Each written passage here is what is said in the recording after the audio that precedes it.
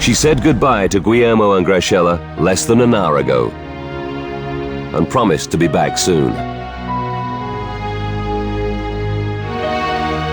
Now, all hope of seeing them alive again is fading. At that moment, I felt as if I was dead myself. I felt as if I had died inside. Why did this have to happen? Why did my children have to go?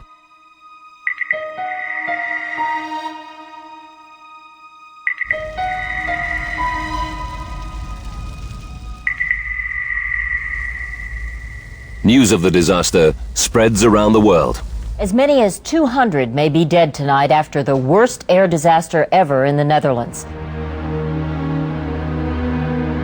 Dawn reveals a gaping hole in the building.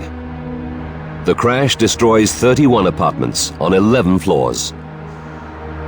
The official death toll is 43, including Captain Fuchs and his crew.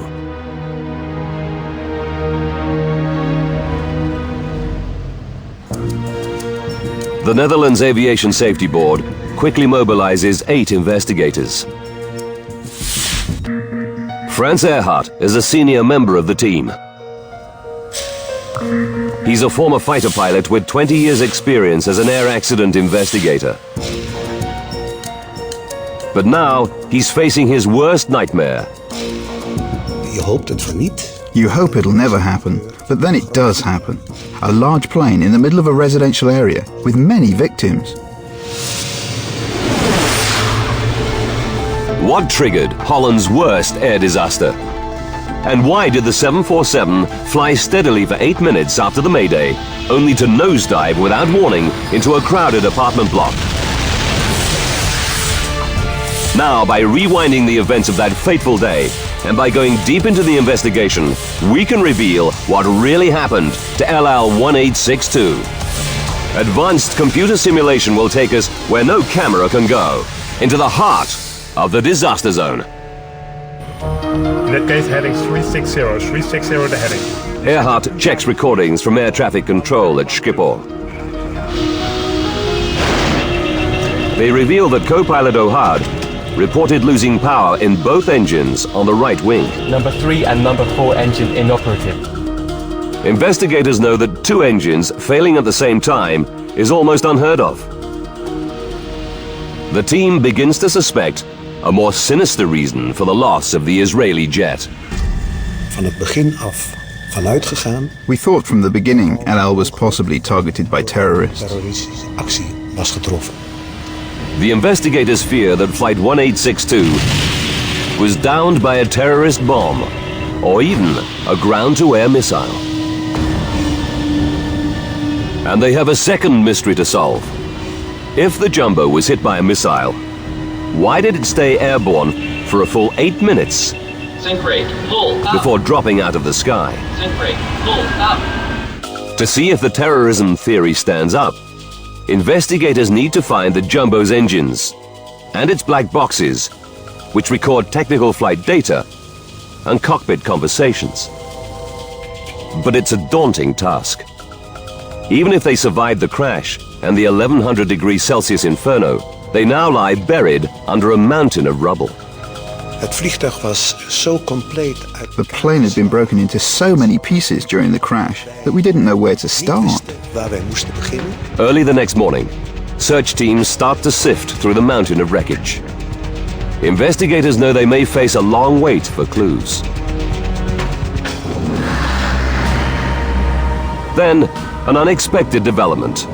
An off-duty policeman reveals that he saw Flight 1862 as it climbed through Amsterdam's airspace. What he tells the investigators gives them an electrifying new lead.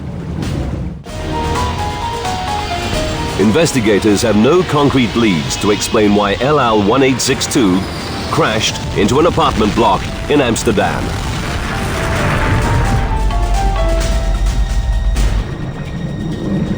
Then, Jan Kaspers, a detective with the Amsterdam police, tells them an extraordinary story. On the evening of the disaster, he and an old friend were enjoying a yacht trip on Gooimeer Lake 10 kilometers east of Amsterdam. Their boat was moored right beneath LL 1862's flight path from Schiphol Airport. At 6:27 p.m., they're preparing dinner. Suddenly, they hear a loud bang. Wat was dat? Gasexplosie. Caspers rushes onto the deck. In the sky, he sees a 747. Beneath it, two objects are falling away. At first I thought they were parachutes. And just as they were above the treetops, I realized that they might be airplane engines. It's a startling revelation. Air crash investigator Franz Erhardt immediately orders a team of divers to search Gooimeer Lake. Recovering the engines could solve the mystery. It's now clear to investigators that the two right-hand engines didn't simply fail. Number 3 and number 4 engine inoperable. They sheared off completely. Unable to see the engines from the cockpit, the crew had no idea what had happened. Now there's a new mystery facing the team. What could rip two 5-ton engines off a 747 simultaneously? The case for a terrorist ground-to-air missile or bomb now looks compelling. To prove this theory, investigators must recover the engines from the bottom of Gooimeer Lake and examine them for clues. Against all the odds, after just a few hours of searching, a diver gets a lucky break. He spots a massive chunk of aircraft debris. The team quickly identifies it as the outer engine from the 747's right wing. And there's another key find on land near the lake. Pieces from a 10-meter stretch of the same wing's leading edge. It's the team's first chance to find out why the engines fell off. They rush the wreckage to their labs. Scientists swab the engine and the chunks of wing for traces of the chemicals used in explosives. They examine the metal surfaces for the telltale micro-pitting caused by blast fragments. It takes 2 days. The analysis draws a complete blank. Investigators can find no evidence of an explosion, nor any other clue to why the engine broke away. It's a dead end. Now the investigators' only chance to solve the mystery is to find the 747's inner engine in the hope that it holds the key, or to locate one of the plane's black box flight recorders at the crash site. The Dutch Navy joins the search for the inner engine. It deploys 2 specialized salvage vessels, sonar, and more divers. But after 2 more days, they find nothing. The investigators are worried.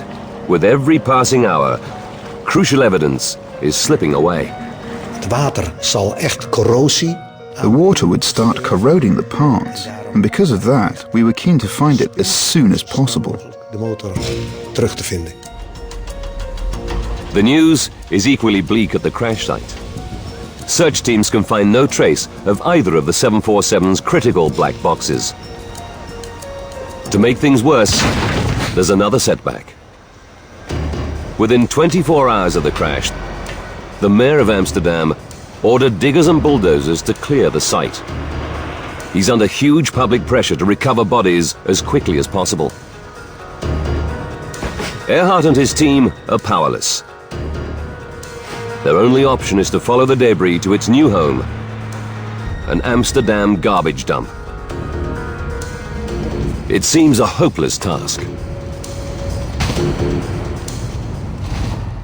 Then, after 3 days, Erhardt is in his Amsterdam office Met Frans. when he gets a call.